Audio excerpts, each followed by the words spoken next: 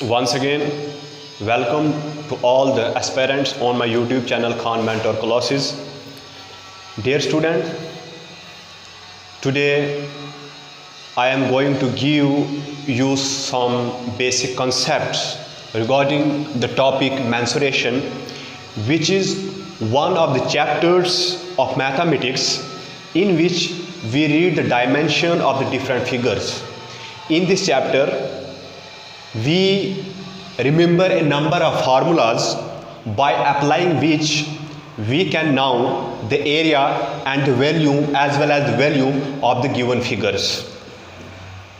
तो ये जो चैप्टर है मैथमेटिक्स का, जो हमारा पोर्शन होता है किसी भी कॉम्पिटिटिव एग्जाम में, जो हमारे पास जो मैथ्स का जो पोर्शन होता है उसमें मेंसुरेशन पे एटलीस्ट कम से कम 1-2 क्वेश्चन तो पूछे जाते हैं। अगर मैथ उसमें दिया होगा सिलेबस में, अगर मैथ है तो मेंसुरेशन के 2 क्वेश्चन तो आपको आसानी से पूछे जाते हैं। मेंसुरेशन के जो 2 नंबर से या 1 नंबर 2 कभी 3 भी पूछ देते हैं, वो समझो आपके हाथ में है अगर आपको इनके फार्मूलेज याद हैं। तो इस चैप्टर में, आज के इस लेक्चर में हम फार्मूलाज पे नज़र दौड़ाते हैं। जब with the help of diagram में आपको फार्मूला समझाऊंगा, जब फार्मूला हमें पता होगा तो हमें अप्लाई करके हम आसानी से क्वेश्चन जो है कोई भी निकाल सकते हैं। देखो, अब एक्चुअल में सबसे पहले हमने मेंसुरेशन को समझना है।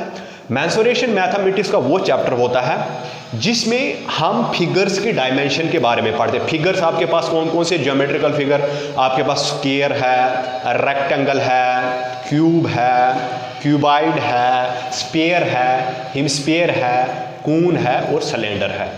ये 7-8 हैं जो आपको पता होने चाहिए, और उसमें आपको एरिया और वॉल्यूम निकालने का फार्मूला क्या होता है। देखो, सबसे पहले हम तो इसमें 2 चीज़ें निकालते हैं, एक आ गया एरिया और दूसरा आ गया वॉल्यूम। चलो, एरिया और वॉल्यूम को निकालने से पहले हम ये समझते हैं कि एरिया का मतलब क्या होता है और वॉल्यूम का मतलब क्या होता है। देखो, एरिया का मतलब होता है जो आपके पास 2 डायमेंशनल फिगर होती है। 2 डायमेंशनल फिगर मतलब जिसमें सिर्फ लेंथ और ब्रेड्थ होगी, हाइट नहीं होगी। वो 2 डायमेंशनल फिगर जो आपके पास है वो कितनी जगह घेरती है, तो अगर आप एरिया की डेफिनेशन मालूम करना चाहते हैं, इट इज द स्पेस मतलब जगह, occupied by the 2 dimensional figure. 2 dimensional, तो 2 डायमेंशनल फिगर हमारे पास कौन क्या होगी, जिसमें लेंथ और ब्रेड्थ 2 डायमेंशनल फिगर लिखो या शेप लिखो। तो अगर 3 डायमेंशनल होगी तो उसमें सरफेस एरिया के साथ साथ हम वॉल्यूम भी मालूम करते हैं, क्योंकि वॉल्यूम का मतलब तो कोई भी चीज़ कितनी स्पेस एक्युपाई करती है। वॉल्यूम मतलब जैसे एरिया में मैंने लिखा it is the space occupied by 2 dimensional figure, space occupied by 2 dimensional figure. और उसमें क्या होगा, यानी इसमें हमने पढ़ा कि जो 2 डायमेंशनल फिगर जितनी जगह घेरती है तो उतना एरिया बनता है।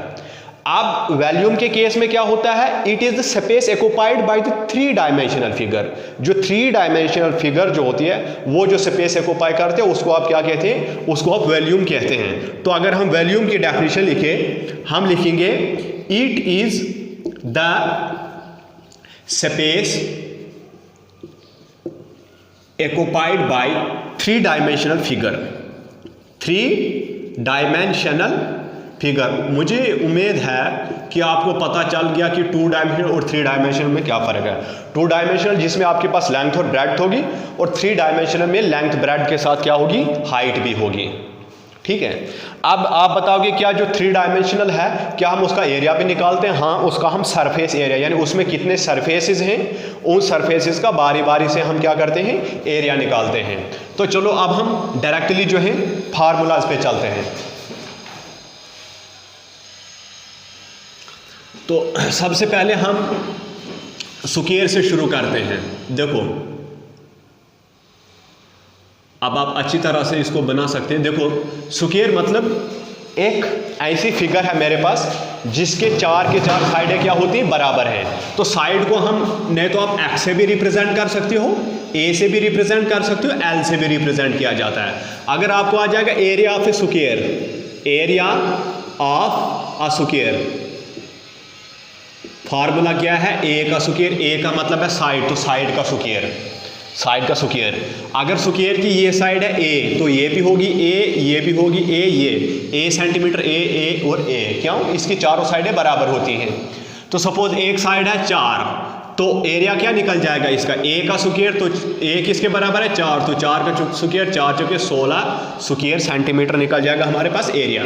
ठीक है ना, ये आ गया हमारे पास एरिया। अब देखो, क्योंकि ये 2 डायमेंशनल फिगर है, क्या है 2 डायमेंशनल फिगर, क्यों, क्योंकि इसमें दो चीज़ें, लेंथ और ब्रेड, ये आगे इसकी लेंथ, तो ये आगे ब्रेड। हम जानते हैं एरिया स्क्वायर के केस में लेंथ और ब्रेड क्या होते हैं, बराबर होते हैं। अच्छा, दूसरी चीज़ हमारे पास इसमें क्या है, अब कभी कभी इस पे एरिया के साथ साथ, स्क्वायर के एरिया के साथ साथ क्या पता कभी पेरीमीटर भी पहुंच जाता है। तो पेरीमीटर क्या होता है, कोई भी फिगर होगी उसकी जो जितनी भी बाउंड्रीज है, उन बाउंड्रीज की तमाम जो लेंथ होगी, उसको जब आप पूरी लेंथ को, पूरी बाउंड्रीज की लेंथ को जब आप प्लस करते हैं, वो पेरीमीटर होता है। जैसे अगर इसकी साइड है 4 + 4 + 4 + 4, 4 4 8 4 12 4 16, तो 16 सेंटीमीटर आ जाएगा इसका पेरीमीटर। तो पेरीमीटर का मतलब क्या हो गया, the sum of all the boundaries of a figure, यानी एक फिगर है उसकी तमाम बाउंड्रीज का सम जो है वो कहलाता है पेरीमीटर। तो अगर आपको आ जाएगा perimeter of square, perimeter of square, तो फार्मूला क्या है, 4 × ए का मतलब साइड, अगर साइड दिया है मेरे को 3 के बराबर, अगर स्क्वायर की एक साइड है 3 के बराबर, तो आपको पता है ये भी फिर 3 होगी, ये भी होगी और ये भी, तो उस समय आप पेरीमीटर कैसे निकालोगे, देखो 4 × ए है फार्मूला, 4 आ गया फार्मूले का, ए का मतलब है साइड, तो साइड किसके बराबर है, 3 के बराबर, 4 क्या कितना हो गया 12 सेंटीमीटर। उस केस में हमारे पास क्या आ जाएगा, पेरीमीटर ऑफ द स्क्वायर आ जाएगा। ठीक है ना। दूसरा हमारे पास और एक 2 डायमेंशनल फिगर मेरे पास क्या है, रेक्टेंगल है। देखो ये है रेक्टेंगल, रेक्टेंगल में क्या होता है, लेंथ बराबर होती है, ये और ये साइड यानी अपोजिट साइडें बराबर होंगी, और ये साइड क्या होगी, बराबर। अगर ये ब्रेड्थ है 3, तो ये वाला भी 3 होगा। अगर ये लेंथ है मेरे पास 5 हो, तो ये वाला साइड भी, अपोजिट साइड भी बराबर, यानी रेक्टेंगल के केस में हमारे पास अपोजिट साइडें क्या होती हैं, ये साइड इस साइड के बराबर, यानी लेंथ की दोनों साइडें बराबर होंगी और ब्रेड्थ की दोनों साइडें क्या होंगी, बराबर होंगी। तो area of rectangle, area of rectangle किसके बराबर होता है, length into breadth, length into breadth. Length दी होगी आपके पास, ब्रेड्थ भी, तो आपने फार्मूला लगा देना है, तो एरिया ऑफ रेक्टेंगल निकल जाएगा। दूसरा अगर आपके पास आ जाएगा पेरीमीटर ऑफ रेक्टेंगल, तो पेरीमीटर का मतलब क्या हुआ, मैंने आपको बता दिया कि कोई भी जो आपके पास फिगर है उसकी जितनी भी जो बाउंड्रीज है उनका लेंथ का, उनका पूरा जो बाउंड्री का सम करते हैं। यानी अगर ये है, ये मैंने बता दिया 5 के बराबर है लेंथ, तो ब्रेड्थ था अगर 3 के बराबर, तो 5, ये भी होगी 5, तो 5 5 10, 10 3 13, 14 15 16 आ जाएगा, 16 सेंटीमीटर उसका पूरा पेरीमीटर। तो पेरीमीटर का मतलब हो गया किसी भी फिगर की जो बाउंड्री जो होती है उसका टोटल सम आप करते हैं, बाउंड्रीज की लेंथ को टोटल सम करते हैं। तो पेरीमीटर ऑफ रेक्टेंगल किसके बराबर होता है, 2 × length plus breadth, 2 × length, L माने लेंथ, B माने ब्रेड्थ। तो इससे आपको क्या निकल जाएगा, पेरीमीटर ऑफ रेक्टेंगल निकल जाता है। ये थी बिल्कुल हमारे पास आसान, मतलब स्क्वायर और रेक्टेंगल। अब हम जाते हैं उन फिगर जो 3 डायमेंशनल फिगर पे, जिनमें लेंथ ब्रेड्थ के अलावा क्या होगा, हाइट भी होगी। क्या होगी, हाइट। तो जिनमें लेंथ ब्रेड्थ के अलावा हाइट भी होती है उस केस में हम उनके सरफेस एरिया के अलावा हम उनका वॉल्यूम भी निकाल सकते हैं। चलो अब हम चलते हैं क्यूब पे। देखो आप जानते हैं क्यूब और क्यूबाइड दोनों में 6 साइडें होती हैं, लेकिन क्यूब के मसले में क्या होता है, क्यूब के मसले में 6 की 6 साइडें बराबर होती हैं, और क्यूबाइड में लेंथ ब्रेड्थ हाइट जो है अलग अलग होती हैं। तो दोनों में क्या होती है, दोनों में सिमिलरिटी क्या है, what is the similarity between cube and cuboid? The similarity is that both the figures have 6 sides, but the difference is that in case of cube all the sides are equal, whereas in case of cuboid the dimensions means length, breadth and height are different. तो चलो हम cube पे चलते हैं। देखो cube, ये मैं बनाता हूं, एक ये मेरे पास है क्यूब, इस तरह से हम बनाते हैं एक क्यूब। मतलब कहने का मतलब इसकी जो ये जो लेंथ होगी ना ये, और ब्रेड्थ ये वाली साइड, और ये होगी हमारे पास हाइट, ऐसे हो जाएगी ब्रेड्थ। देखो अगर सपोज मेरे पास ये एक डस्टर है, आपने समझ लेना है, सपोज कर दो, देखो इसकी कितनी साइडें हैं, 6 साइडें, 1 2 3 4 5 और 6।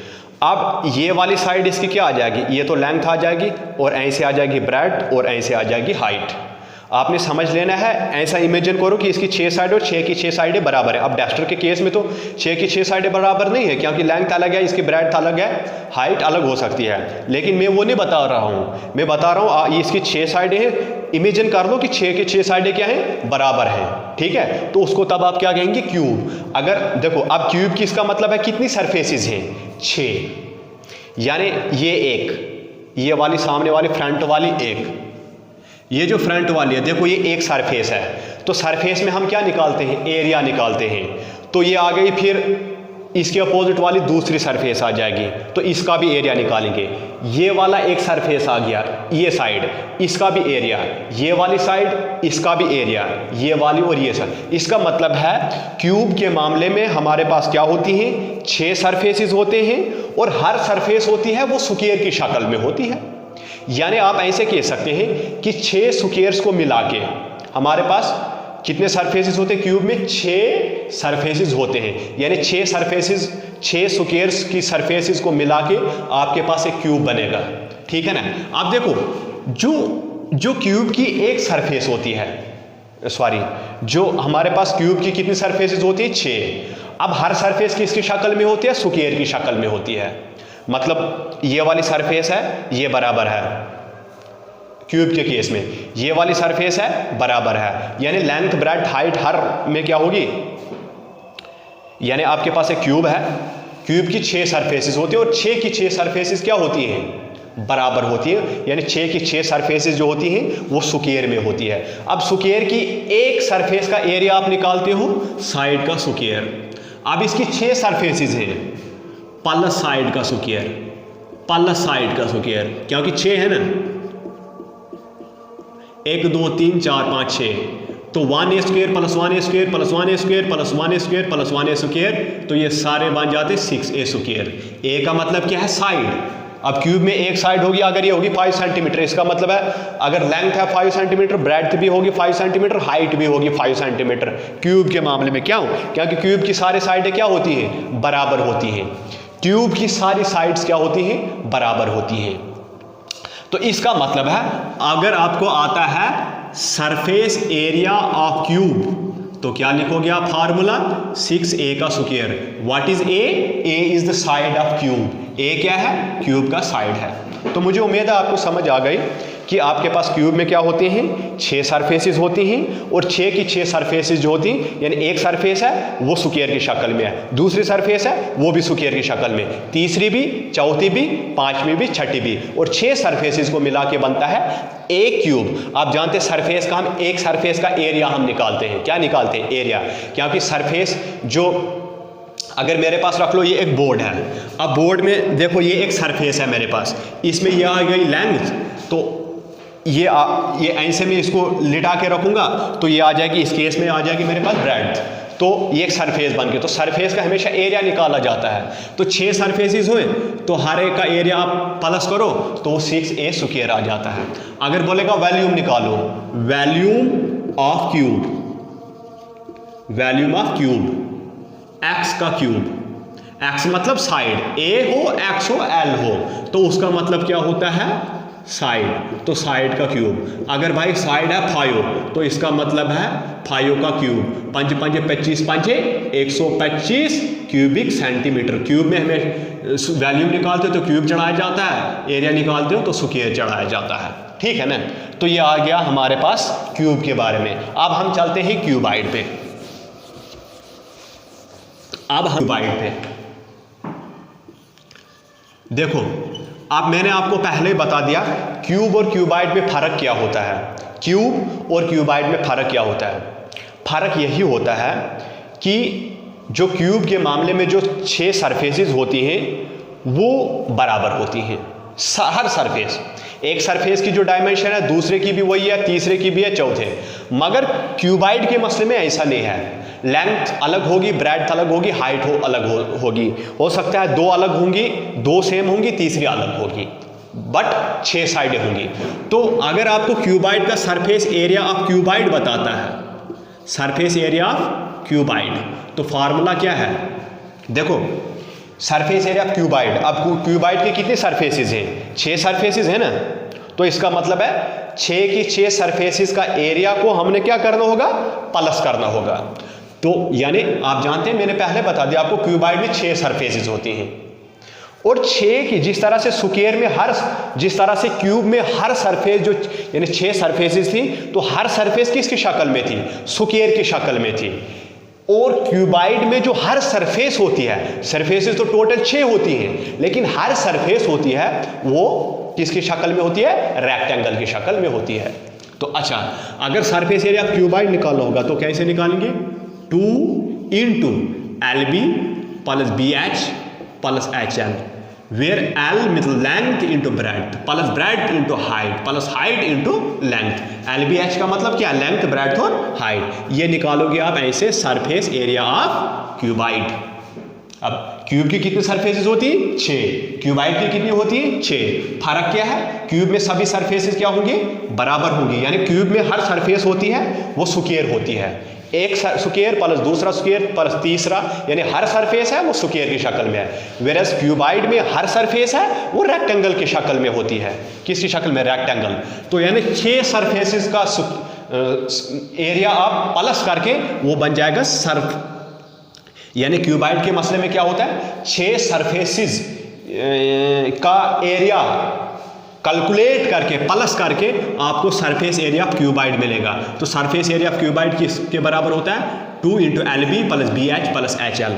अगर आ जाएगा आपको वैल्यूम ऑफ क्यूबाइड, क्योंकि देखो 3 डायमेंशनल पिक्चर है ना, 3 डायमेंशनल फिगर है, तो 3 डायमेंशनल फिगर है, तो 3 डायमेंशनल फिगर में क्या होता है? लेंथ ब्रेड्थ के साथ साथ हाइट भी होती है। तो उस केस में वैल्यूम क्या निकलेगी? Length into breadth into height. ये आ जाएगा मेरे पास वैल्यूम ऑफ क्यूबाइड।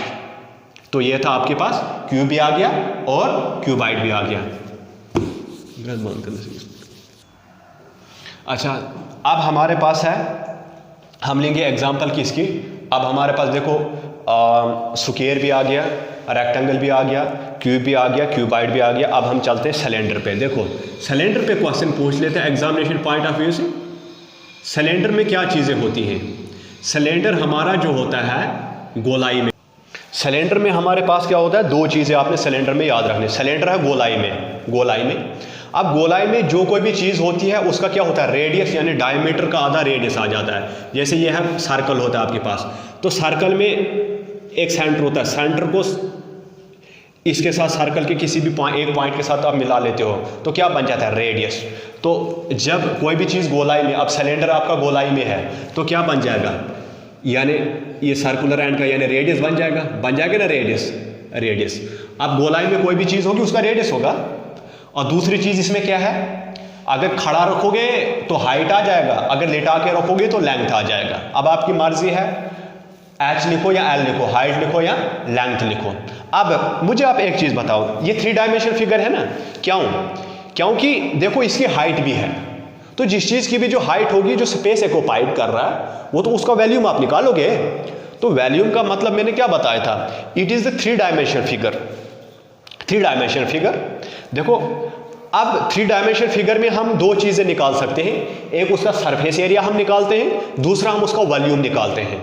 अगर देखो, अगर आपको बताएगा सरफेस एरिया निकालो, तो पहले आपको पता होना चाहिए कि इस फिगर में सरफेसेस कितनी हैं। जिस तरह से मैंने आपको बताया था क्यूब में 6 सरफेसेस होती हैं, क्यूबाइड में 6 सरफेसेस होती हैं, उस तरह से देखो इसमें सिलेंडर के केस में आपके पास कितने होते हैं? देखो आपको पता होना चाहिए, सिलेंडर में आपके पास 3 सरफेसेस होती हैं। एक आ गया टॉप वाला, ये वाला गोलाई वाला, एक आ गया बेस वाला 2, और एक आ गया इसको निकाल के ये वाला। अब ये और ये टॉप वाला यानी ये भी आ गया, तो इसका एरिया में कैसे निकालूंगा? जैसे एरिया ऑफ सर्कल होगा वही, क्योंकि सर्कल की शेप में है, प्लस इसका भी एरिया में बेस वाले का जो कैसे निकालूंगा? ये वाला, इसका भी एरिया ऑफ सर्कल। तो फिर प्लस ये जो बचता है ये वाला, तो इसको बोलते हैं कर्व्ड सरफेस एरिया। क्या? Curved surface area. तो अब हम सरफेस एरिया ऑफ सिलेंडर, देखो सिलेंडर के कितने सरफेसेस है? 3, और 3 सरफेसेस का आप एरिया कैसे निकालोगे? देखो सरफेस एरिया ऑफ सिलेंडर, देखो पहले आ गई टॉप वाली सरफेस, गोलाई वाली। जब गोलाई वाली है तो समझो एरिया ऑफ सर्कल आप निकालोगे तो क्या बन जाएगा? पाई आर का स्क्वायर, प्लस बेस वाला ये भी गोलाई में है तो एरिया ऑफ सर्कल क्या बन जाएगा? पाई आर का स्क्वायर, प्लस आप इन दो को निकाल के जो सरफेस हमारे पास सिलेंडर में बचती है उसको बोलते हैं कर्व्ड सरफेस। तो कर्व्ड सरफेस का फार्मूला क्या है? 2 पाई आर एच। ठीक है, तो ये बन गया 1 pi are square plus 1 pi are square बन गया 2 पाई आर स्क्वायर, प्लस ये क्या बन गया? 2 पाई आर एच। तो निकालो इधर कॉमन, तो 2 पाई आर आ जाएगा कॉमन, अंदर बचेगा 1 आर, प्लस इधर 2 पाई आर तो कॉमन आ गया, अंदर बचता एच। तो ये सरफेस एरिया ऑफ सिलेंडर आ जाता है। तो सिलेंडर में आपके पास रेडियस भी दिया होगा और आपके पास हाइट भी दिया होगा, आपने बस ये फार्मूला लिख देना है सरफेस एरिया ऑफ सिलेंडर। ये फार्मूला आपको याद होना चाहे 2 pi are into R plus H लिखो या एच प्लस आर लिखो, इसमें कोई बात नहीं है, अंदर एच प्लस आर हो या आर प्लस एच हो, बाहर वाले के साथ मल्टीपल कर दिया है। जो 2 पाई आर निकलेगा तो अंदर जो आर प्लस एच को प्लस करके इसको इसके साथ मल्टीपल करोगे तो ये सरफेस एरिया निकल जाएगा सिलेंडर का। क्या? सरफेस। अब आपको पता चल गया कि सिलेंडर में हमारे पास 3 सरफेसेस होती हैं। एक होती है जो अपर बेस जिसको बोलते हैं, वो भी गोलाई की शक्ल में है तो एरिया ऑफ सर्कल आ जाएगा। लोअर बेस वो भी गोलाई की शक्ल में, ये भी एरिया ऑफ सर्कल, प्लस जो बचती है उसको बोलते हैं कर्व्ड सरफेस। तो curved surface area of cylinder जो होता है वो किसके बराबर होता है? पाई आर स्क्वायर एच। कभी कभी डायरेक्ट क्वेश्चन पूछ लेता है, बताता है कर्व्ड सरफेस एरिया आप मालूम करो, कर्व्ड सरफेस एरिया। तो कर्व्ड सरफेस एरिया के फार्मूला क्या है? Curved surface area of cylinder 2 pi r h. R क्या है? रेडियस, और एच क्या है? हाइट। तो निकाल दोगे आप। अच्छा, अब क्या है? Volume. Volume of cylinder. Volume of cylinder के 2 मायने हो सकते हैं, यानी ये सिलेंडर कितनी जगह घेर रहा है या इस सिलेंडर में कितनी कैपेसिटी है किसी चीज़ को स्टोर करने की, गैस हो या कोई भी चीज़ हो, इसमें कितनी कोई चीज़ आ सकती है, इसमें कितनी कैपेसिटी है, उसको क्या बोलते हैं? वॉल्यूम। तो वॉल्यूम ऑफ सिलेंडर का फार्मूला क्या होता है? पाई आर स्क्वायर एच। तो आर क्या है? रेडियस, तो एच क्या है? हाइट। इसका मतलब है सिलेंडर की वॉल्यूम निकालने के लिए आपको रेडियस और हाइट का पता होना चाहिए, तो वॉल्यूम ऑफ सिलेंडर निकल जाता है। अब हम जाते हैं कून पे। कून पे भी क्वेश्चन पूछ लेता है, तो कून में भी 2 ही क्वेश्चन पूछ सकता है। यहाँ बोलेगा इसका टोटल सरफेस एरिया मालूम करो, या बोलेगा इसका कर्व्ड सरफेस एरिया मालूम करो, या बोलेगा इसका वॉल्यूम। बस इससे बाहर कून में नहीं पूछ सकता है। देखो आपको पता है कि कून हमारे पास इस तरह से होता है, नीचे क्या होता है, यानी कून भी गोलाई की शक्ल में होता है ना, गोलाई की शक्ल में, यानी ऊपर जितना आप जाते हो वो गोलाई कम होती जाती है। कहने का मतलब है जितना आप ऊपर जाते हैं, अगर ऐसे कून रखते हो तो जितना आप ऊपर जा रहे हो तो उतना आपका रेडियस कम होते जाता है, ठीक है ना, तो कम होते जाता है। तो ये बेस जो है ना कून का, वो किसकी शक्ल में, तो गोलाई की शक्ल में होता है। अब इसका मतलब है कून की 2 सरफेसेस होती हैं, एक आगे ये गोलाई वाली बेस वाला। अब जब मैं इस बेस वाले को निकाल दूंगा तो फिर ये बचता है ये, इसको बोलते हैं कर्व्ड सरफेस एरिया कून, ठीक है। तो अगर आपको इस तरह से पूछ लेता है कि आप मालूम करो curved surface area of cone, curved surface area of cone, तो फार्मूला कर्व्ड, यानी इसका मतलब है बेस का नहीं बता रहा है, बेस को छोड़ो कर्व्ड की बात कर रहा है। तो फार्मूला आपके पास पाई आर एल, तो r का मतलब क्या आ गया? रेडियस। अब रेडियस इसका क्या होगा? ये होगा ना रेडियस, क्योंकि कोई भी चीज ये तो गोलाई की शक्ल में है ना, तो बेस का रेडियस पता होना चाहिए आपको। तो ये तो r निकल गया। तो l का मतलब था सलांट हाइट। देखो हाइट तो 2 होंगी ना, एक ये हाइट होगी जिसको हम डायरेक्टली h बोलते हैं, एक ही तिरछी वाली हाइट, इसको हम सलांट हाइट बोलते हैं। अगर सलांट हाइट नहीं दी हो, आपको नहीं पता होगा, तो सलांट हाइट कैसे निकालते हैं?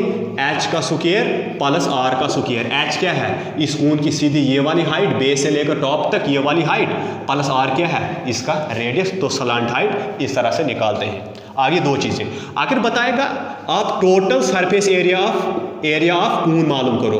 टोटल सरफेस एरिया ऑफ कून का फार्मूला क्या होगा? देखो ये तो आ गया इसका, ये आ गया इसका, 2 सरफेस है मैंने बता दिया, जैसे ये आ गया लोअर बेस जो गोलाई की शक्ल में है प्लस कर्विड, तो कर्विड का फार्मूला क्या है पाई आर एल प्लस बेस का क्या है बेस स्क्वायर की ये सर्कल की शक्ल में है ना, तो एरिया ऑफ सर्कल क्या होता है पाई आर स्क्वायर, तो वही फार्मूला आपने लगाना है।